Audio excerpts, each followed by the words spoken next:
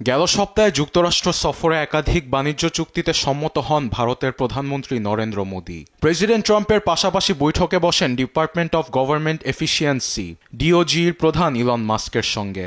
সেই জের ধরে এবার ভারতে আসছে মার্কিন ধনকুবের বিখ্যাত বৈদ্যুতিক গাড়ি নির্মাণ কোম্পানি টেসলা।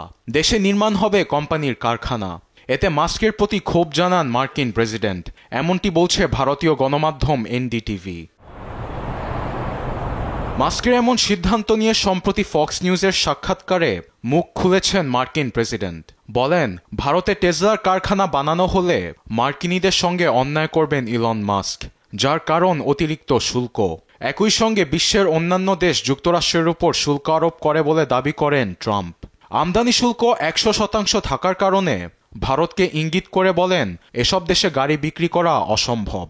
ট্রাম্পের এমন বক্তব্য নিয়ে মুখ খুলেনি ভারতের পররাষ্ট্র মন্ত্রণালয়।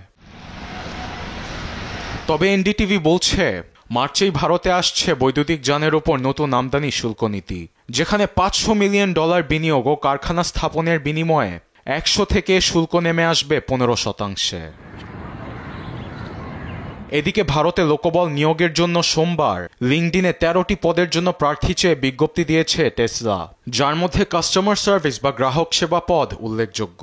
একই সঙ্গে কোম্পানি মুম্বাই ও দিল্লিতে 2টি শোরুম খোলার সিদ্ধান্তও নিয়েছে। এমন পরিস্থিতিতে এপ্রিলের মধ্যেই ভারতের বাজারে টেসলা আসতে পারে বলে আশাবাদী মোদি প্রশাসন। আরবেদ আফসার, নিউজ ডেস্ক, দেশ টিভি।